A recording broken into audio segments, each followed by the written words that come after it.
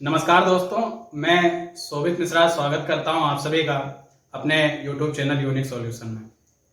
चलिए आज हम लोग भारतीय अर्थव्यवस्था के अंतर्गत राष्ट्रीय आय को समझ लेते हैं, नेशनल इनकम।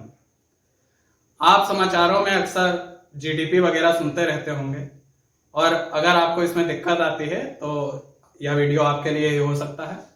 और अगर आपको वीडियो पसंद आता है तो आप हमारे चैनल को सब्सक्राइब कर लें, लाइक और शेयर भी कर लें, जिससे इन सब चीजों का फायदा आपके मित्रों को भी पहुंच सके। तो चलिए प्रारंभ करते हैं राष्ट्रीय आय।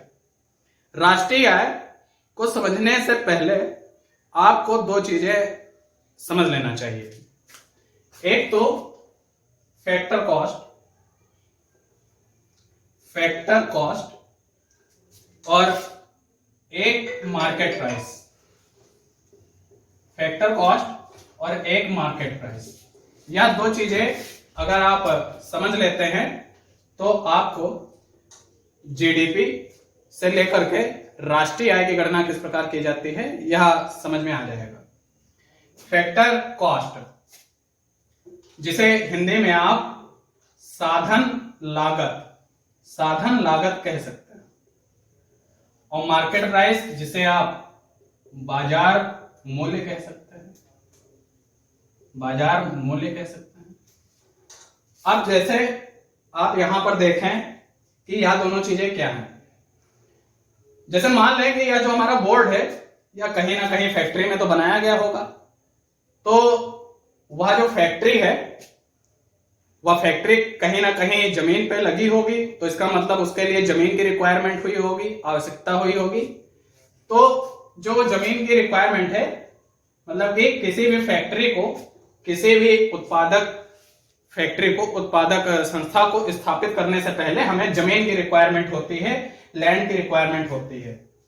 दूसरा, हमको रिक्वायरमेंट होगी लेबर की।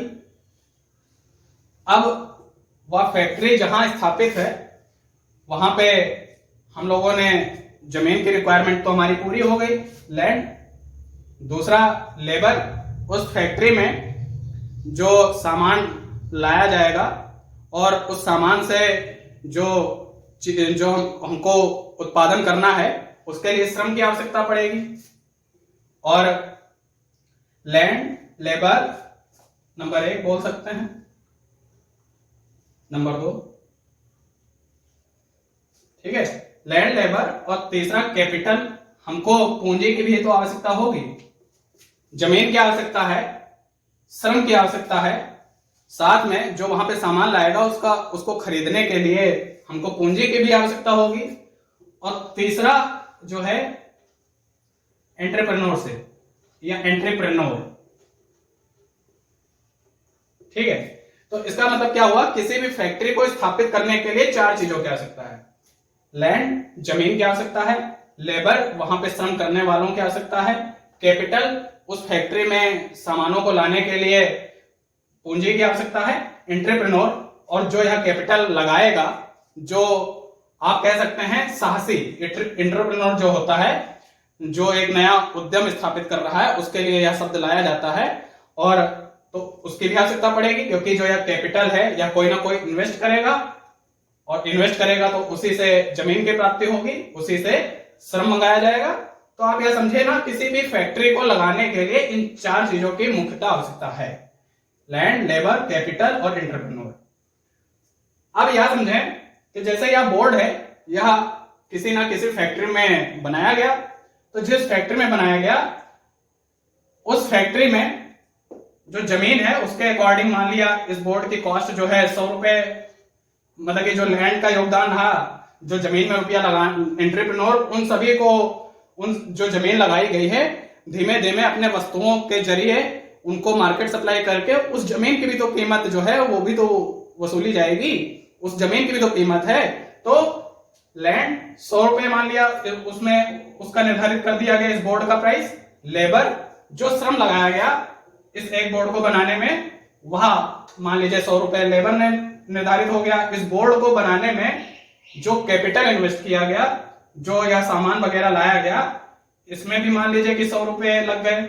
और एंटरप्रेन्योर जो यह सब बन के जिसने साहस किया है, जिसने रिस्क लिया है, वह भी तो कुछ फायदा लेना चाहेगा। तो मान लीजिए 100 रुपए उसने ले लिया। अब अगर आप देखेंगे तो इन चारों को जोड़ने पे जो है 400 रुपए इस बोर्ड की कीमत हो जाएगी। तो कहने का मतलब क्या हुआ, साधन लागत केवल वह लागत जो कि किसी भी वस्तु के बनने में मुख्यतः लगी है, उसमें किसी भी प्रकार के कर वगैरह नहीं जुड़े हैं, वही साधन लागत बोली जाएगी। और तो इस तरीके से आप देखें कि इस बोर्ड को बनाने के लिए जिस जमीन की आवश्यकता पड़ी उसके हिसाब से इस बोर्ड में जो कीमत तय की गई वह 100 रुपए, श्रम वहां पे लगा 100 रुपए श्रम की कीमत लगा दी गई, कैपिटल जो लगा, कैपिटल धन इसमें 100 रुपया लगा दिया गया इसकी पूंजी के लिए। और एंटरप्रेन्योर जो साहसी था उसने रिस्क लिया है, तो उसने भी अपना 100 रुपया फायदा लिया। इस तरीके से इन चार को जोड़ करके 400 रुपए इस बोर्ड की साधन लागत फैक्टर कॉस्ट बनी। तो आप फैक्टर कॉस्ट समझ गए। अब मार्केट प्राइस क्या है, अब जब यही बोर्ड या कंपनी से उठ करके या जो चीजें बनी है अभी यह कंपनी में बनी है, या बोल सकते हैं फैक्ट्री में बनी है, या चीजें कंपनी में बनी है या फैक्ट्री में बनी है। अब यह चीजें उठ करके फैक्ट्री से कहां जानी है, या जानी है हम मार्केट में, बाजार में जानी है। तो जब बाजार में जाएगी तब यह जो 400 रुपए था, इस 400 रुपए में सरकार कुछ टैक्स जोड़ देगी, जिसे आप इनडायरेक्ट टैक्सेज कहते हो।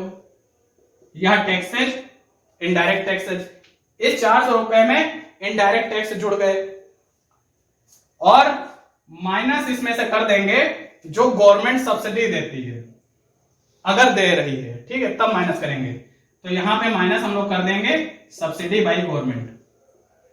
अब इस बात को आप पूरा अगर अभी नहीं समझे हैं तो इसको मैं एक्सप्लेन करता हूं। क्या है इनडायरेक्ट टैक्सेज, 400 रुपए का बोर्ड था और मान लीजिए 50 रुपए सरकार ने टैक्स लगा दिया उस पर, क्योंकि कोई भी चीज जो मार्केट में बिकेगी उसमें अप्रत्यक्ष कर तो शामिल ही होगा। तो 400 रुपए सरकार टैक्स, 400 पे 50 रुपया टैक्स सरकार लगा रही है। अब मान लीजिए इस बोर्ड की जगह पे कोई सोलर पैनल मार्केट में बिक रहा होता, तो पता है सरकार इस समय अच्छे ऊर्जा रिन्यूएबल एनर्जी को प्रमोट कर रही है, और जब कोई चीज सरकार के द्वारा प्रमोट की जाती है तो उन साधनों को क्रय करने पर सरकार उस पर सब्सिडी देती है। कहने का मतलब अगर जैसे मान लीजिए 50 रुपए सरकार ने टैक्स के रूप में लगाए हैं, तो अगर सोलर पैनल हम लगवा रहे हैं तो मान लीजिए वही 50 रुपए में सरकार हमको 20 रुपए वापस कर रही है। इस 50 रुपए में सरकार हमको 20 रुपए वापस कर रही है। तो कहने का मतलब जो मार्केट प्राइस हो गया वह 400 रुपया या 50 रुपया इनडायरेक्ट टैक्स, और अगर पैनल वगैरह लगवा रहे हैं कोई अच्छे ऊर्जा या जिसमें कोई भी ऐसा साधन जिसपे सरकार हमको छूट दे रही है, तो वह सब्सिडी बाई गवर्नमेंट है, वह माइनस कर दी जाएगी। क्योंकि अगर सब्सिडी उस पर छूट दी जा रही, 50 रुपया हमने टैक्स दे दिया, अब गवर्नमेंट कह रही है कि हम जो है आपको इस पे छूट दे रहे हैं, तो 50 रुपया अगर टैक्स दिया और 20 रुपए की छूट है, तो 50 में से 20 माइनस कर लीजिए 30, और वह 30 रुपए जो फैक्टर कॉस्ट था उसमें जब जोड़ेंगे तो 430 रुपए यह मार्केट में आकर बिक जाएगा। तो इस तरीके से उम्मीद है आप यह समझ पाए कि यह दो चीजें, फैक्टर कॉस्ट जिसे शॉर्ट फॉर्म में इस तरीके से लिख देते हैं, और मार्केट प्राइस जिसे इस तरीके से शॉर्ट फॉर्म में हम लोग आगे लिखेंगे। तो यह बहुत जरूरी है कि आप राष्ट्रीय आय को समझने से पहले फैक्टर कॉस्ट और मार्केट प्राइस को समझ लें। चलिए अब प्रारंभ करते हैं राष्ट्रीय आय। लेकिन राष्ट्रीय आय किसको कहते हैं? राष्ट्रीय आय यह शब्द किसके लिए आता है? National income. नेशनल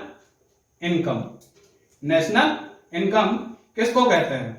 तो राष्ट्रीय आय NNP at factor cost, NNP at factor cost को हम लोग राष्ट्रीय आय कहते हैं। बहुविकल्पी के लिए आप यह ध्यान रख लें, यह बहुत आवश्यक है। एनएनपी एट फैक्टर कॉस्ट को राष्ट्रीय आय कहते हैं। अब यह एनएनपी एट फैक्टर कॉस्ट क्या है, इसको समझने के लिए चलिए आगे बढ़ते हैं। पहला पद हम लोग समझेंगे कि जीडीपी क्या होता है। जीडीपी का मतलब ग्रॉस डोमेस्टिक प्रोडक्ट। जीडीपी का मतलब क्या है? ग्रॉस डोमेस्टिक प्रोडक्ट, या जिसे आप सकल घरेलू उत्पाद भी कहते हैं। ग्रॉस डोमेस्टिक प्रोडक्ट या सकल घरेलू उत्पाद भी कहते हैं। अब यह क्या होता है? मान लीजिए कि यह हमारा देश, मान लीजिए यह हमारा देश है और यह इसकी देश की सीमाएं हैं, यह हमारा देश है और यह इस देश की सीमाएं हैं।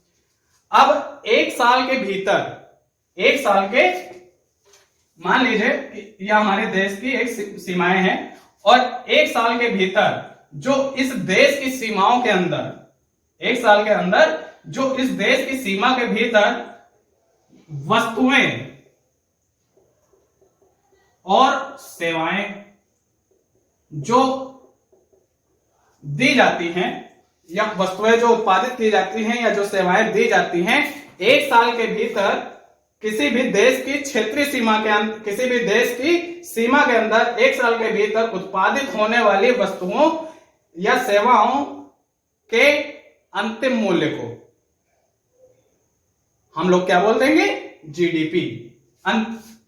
दरअसल अब जैसे आपको यहां पर बात कर दें कि जैसे आपके परिवार में पूछा जाए आपके परिवार की आय क्या है, तो आपके परिवार में जैसे आपके पिताजी कमाते हैं तो बोल दिया गया उनकी आय 50,000 रुपए है, तो आप परिवार की आय बोल देंगे 50,000 रुपए। लेकिन एक देश की आय क्या है?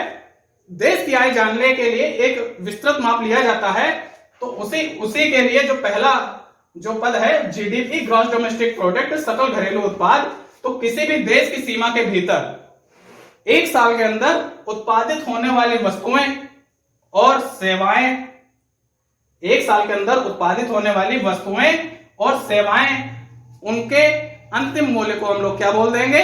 जीडीपी बोल देंगे। तो एक वर्ष के भीतर, एक वर्ष के भीतर या एक वर्ष के अंदर किसी देश की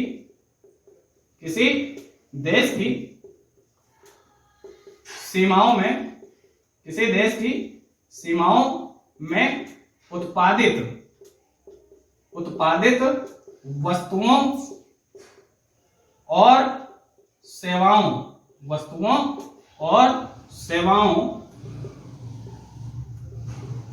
का अंतिम मौद्रिक मूल्य कैसा मूल्य होना चाहिए? वह मौद्रिक मूल्य होना चाहिए। अब यहां पर एक बात आप समझें, अंतिम मौद्रिक मूल्य, कोई भी चीज का अंतिम मौद्रिक मूल्य कब होता है? मतलब कि जब वह डिसाइड कर लिया जाता है कि वह किस कीमत पर बाजार में बिकेगी। तो इसका मतलब जो जीडीपी यह नापा गया एक वर्ष के अंदर किसी देश की सीमाओं में उत्पादित वस्तुओं और सेवाओं का अंतिम मौद्रिक मूल्य, तो यह जो जीडीपी है यह मार्केट प्राइस पे है। यह जीडीपी कहां पर है? मार्केट प्राइस पे है, जो अभी हमने इससे पहले चर्चा की। अब आप यह भी समझें कि कोई जरूरी नहीं हमारे देश के अंदर केवल हम लोग ही रह रहे हैं, मतलब कि हम भारतीय ही रह रहे हैं। हमारे देश में विदेशी कंपनियां भी हैं, वह भी अपना उद्यम लगाती हैं, अपने सामानों को बनाती हैं और देश में अपना उत्पादन करती हैं। तो क्या जो विदेशी हैं, उनकी जो फॉरेनर्स हैं, क्या उनकी आय नहीं काउंट होगी राष्ट्रीय जीडीपी में? बिल्कुल काउंट होगी, क्योंकि वह जो उद्यम लगे हैं वह हमारे देश की सीमा के अंदर ही तो है। तो बात तो वही कही जा रही है कि एक वर्ष के अंदर किसी भी देश की सीमाओं में, यह कोई जरूरी नहीं है कि वह राष्ट्रीय व्यक्ति है, मतलब कि देश का ही व्यक्ति है या कोई दूसरे देश का व्यक्ति है, फॉरेनर भी हो सकता है। तो किसी भी देश की सीमा के अंदर एक वर्ष के अंदर उत्पादित वस्तुओं और सेवाओं का अंतिम मौद्रिक मूल्य, मार्केट प्राइस जो है वह जीडीपी बोला जाएगा, ग्रॉस डोमेस्टिक प्रोडक्ट बोला जाएगा, सकल घरेलू उत्पाद बोला जाएगा। तो आप समझ पाए कि जीडीपी क्या होता है। इसके बाद में जीडीपी से आगे हम लोग बढ़ते हैं और जिसको हम लोग बोलते हैं एनडीपी। यहां पे देखिए बस एक कुछ शब्दों का अंतर होता जाएगा, कुछ अक्षरों का अंतर होता जाएगा। एनडीपी का पूरा नाम होता है net domestic product. Net domestic product, net का मतलब शुद्ध घरेलू उत्पाद। अब शुद्ध घरेलू उत्पाद क्या है? आप यह बताएं हमें कि जैसे मान लीजिए आपने एक फ्रिज 10,000 में खरीदा, उसके बाद आप 2 साल के बाद उस फ्रिज को बेचना चाहते हैं, तो क्या आपका वह फ्रिज 10,000 में बिक जाएगा? बिल्कुल नहीं बिकेगा। वह फ्रिज मान लिया 2 साल के बाद अगर आप बेचना चाहते हैं तो 2-3 हजार रुपए घट के बिक सकता है। वह 7,000 का बिक सकता है, वह 8,000 का बिक सकता है, 10,000 में तो नहीं बिकेगा। क्यों? 2 साल आपने उसको यूज भी तो कर लिया है। उसकी जो मशीनरी थी उसमें कुछ ना कुछ खराबी आ चुकी है, या वो उपयोग में आ गई है, तो जो उसकी क्षमता प्रारंभ में थी वह अब तो नहीं है। तो वही चीज, उसी को हम लोग इकोनॉमी में एक शब्द से लिख देते हैं हरास, जिसको इंग्लिश में बोला जाता है डेप्रिसिएशन। डेप्रिसिएशन तो क्या है, उसी तरीके से पूरे देश में तो एक वृहद स्तर पर मशीनरी जो है उनको बनाया जा रहा है, इंडस्ट्री लगी हुई है, तो क्या उनमें ह्रास नहीं होता है, डेप्रिसिएशन नहीं होता है? बिल्कुल होता है। तो अगर जो हमारी जीडीपी थी, ग्रॉस डोमेस्टिक प्रोडक्ट था, सकल घरेलू उत्पाद था, उसमें से हम किसी देश में होने वाले ह्रास, जो डेप्रिसिएशन है, उसको माइनस कर दें, तो उसी को हम लोग बोलते हैं एनडीपी, नेट डोमेस्टिक प्रोडक्ट।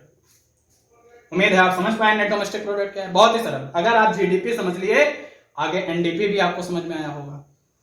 क्या एक साल के भीतर जो उत्पादित हुई अंतिम वस्तुएं जो हैं, उनका जो मूल्य था वो जीडीपी था। अब यह निर्भर नहीं करता कि वह जो उत्पादित किया गया जो मूल्य है वह राष्ट्रीय व्यक्तियों का है या किसी फॉरेनर का है, यह निर्भर नहीं करता, लेकिन वह देश की सीमा के अंदर तो है। और अगर उसे जीडीपी में से ह्रास डेप्रिसिएशन को घटा दिया जाए तो वो एनडीपी बोल दिया जाएगा, नेट डोमेस्टिक प्रोडक्ट बन जाएगा। अब एनडीपी के बाद में आप लोगों ने जीडीपी समझ लिया, आप लोगों ने एनडीपी समझ लिया, लेकिन याद रखें जो यह एनडीपी आया है यह किस पे आया है? मार्केट प्राइस पे आया है, क्योंकि जो जीडीपी निकली थी वो भी तो मार्केट प्राइस पे था, तो एनडीपी भी तो मार्केट प्राइस पे आया है। तो जो यह एनडीपी है यह मार्केट प्राइस पे है, इस पे हमने ह्रास माइनस कर दिया जीडीपी में से, तो हमारा एनडीपी निकल गया। आगे समझते हैं जीएनपी, आगे हम लोग समझते हैं जीएनपी। अब यह जीएनपी क्या होता है? जीएनपी का नाम है ग्रॉस नेशनल प्रोडक्ट, सकल राष्ट्रीय उत्पाद। अब यह सकल राष्ट्रीय उत्पाद, यह कौन सी अवधारणा है? तो फिर से हम लोग मान लें कि यह किसी देश की सीमा है, या अपने देश की सीमा मान लें।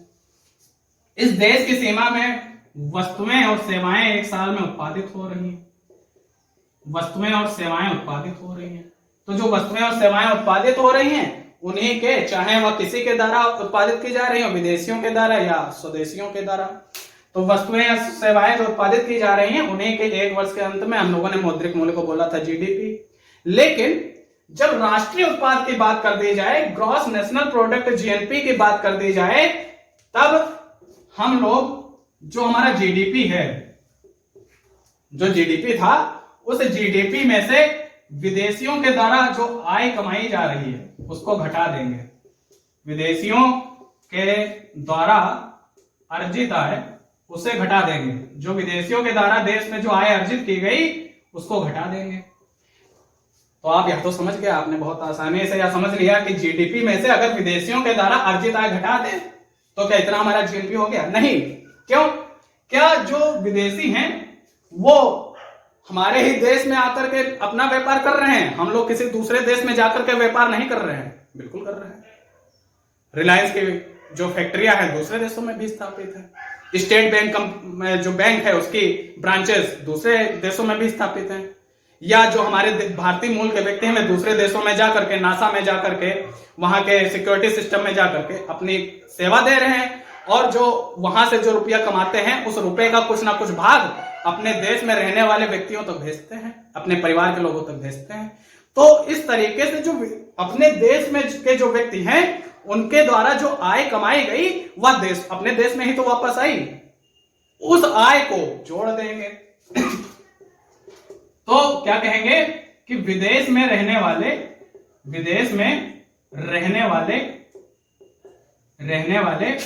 भारतीयों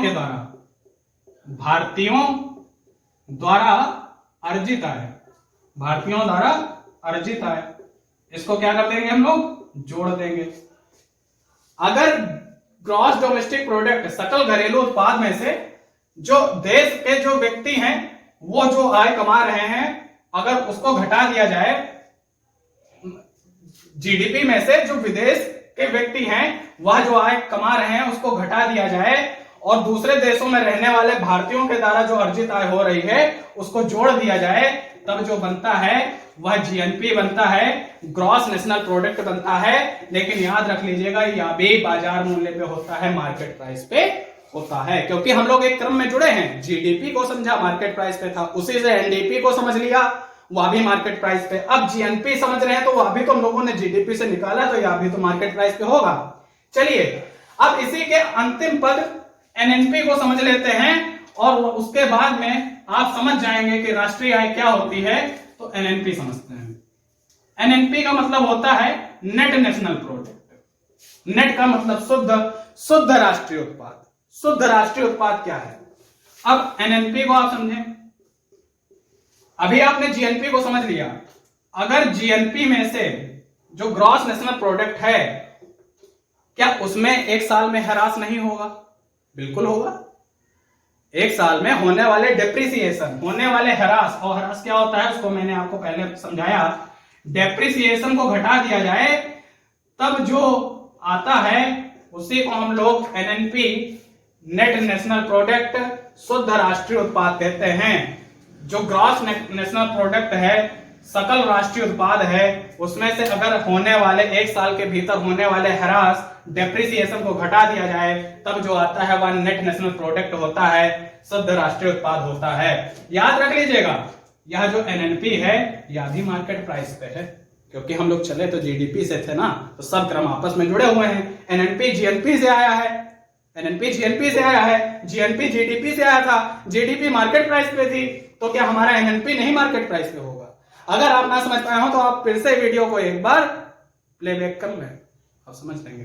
ठीक है, उम्मीद है आप समझ पाए कि एनएनपी एक मार्केट प्राइस क्या है। अब आप बड़ी हमसे उत्सुकता से यह पूछ सकते हैं कि यह जो आप बार बार एनएनपी एट मार्केट प्राइस बोल रहे हैं, या जो मार्केट प्राइस बोल रहे हैं, यह बार बार क्यों बोला जा रहा है?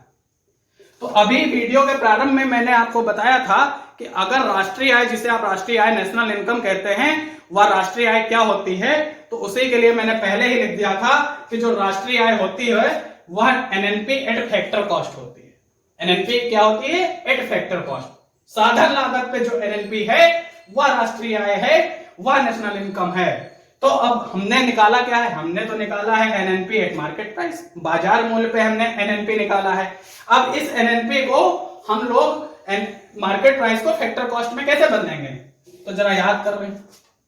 सबसे पहले हम लोगों ने जो एनएनपी, जो मार्केट प्राइस है, इसको हमको बदलना है NNP at factor cost. NNP किस पे बदलना है हमको? Factor cost. तो एनएनपी फैक्टर कॉस्ट निकालने के लिए आपको क्या करना पड़ेगा? जो आपका एनएनपी है मार्केट प्राइस का, जो आपका एनएनपी है मार्केट प्राइस का, उस एनएनपी मार्केट प्राइस में से, अब देखिए वह दो चीजें फिर से मुझे याद आ रही हैं। शुरुआत में जब मैंने बताया था फैक्टर कॉस्ट, और उसके बाद मैंने बताया था मार्केट प्राइस, तब मैंने आपको बताया था कि अगर आपको फैक्टर कॉस्ट से मार्केट प्राइस पे जाना है तब आपको इनडायरेक्ट टैक्सेस जोड़ने होंगे, सब्सिडी माइनस करनी पड़ेगी। याद आया? फैक्टर कॉस्ट से कहां पे गए? मार्केट प्राइस पे। तब हमने इनडायरेक्ट टैक्सेस जोड़ा था, सब्सिडी जो गवर्नमेंट दे रही थी उसको घटा दिया था। लेकिन अब उल्टा है, हमको मार्केट प्राइस से कहां जाना है? फैक्टर कॉस्ट पे। हमको कहां से कहां जाना है? हमको इस एनएनपी मार्केट प्राइस से क्या निकाल रहे हैं हम लोग? एनएनपी फैक्टर कॉस्ट निकाल रहे हैं। याद रखें, अभी निकाला नहीं है, निकालने जा रहे हैं। तो मार्केट प्राइस से फैक्टर कॉस्ट निकालना है, तो क्या हम लोग, जब इसका उल्टा है तो क्या इनको उल्टा नहीं कर देंगे? बिल्कुल कर देंगे। हम लोग इनडायरेक्ट टैक्सेस घटा देंगे। हम लोग क्या करेंगे? इनडायरेक्ट टैक्सेस घटा देंगे, और जो सरकार सब्सिडी दे रही है, सब्सिडी उसको जोड़ देंगे। सब्सिडी बाय गवर्नमेंट, उसको क्या कर देंगे? जोड़ देंगे। इनडायरेक्ट टैक्स, एनएनपी जो मार्केट प्राइस है, अगर उसमें इनडायरेक्ट टैक्स घटा दिए जाए और जो गवर्नमेंट सब्सिडी दे रही है उसको जोड़ दिया जाए, तो एनएनपी एट फैक्टर कॉस्ट आ गया।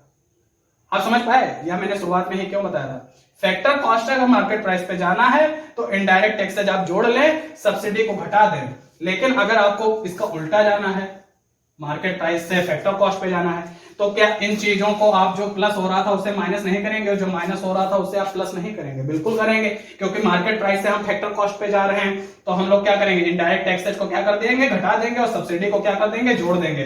तो उम्मीद है आप इस प्रकार से समझ पाए कि यह राष्ट्रीय आय क्या होती है। और जो एनएनपी एट फैक्टर कॉस्ट है वही मैंने शुरुआत में बता दिया था कि यह राष्ट्रीय आय होती है।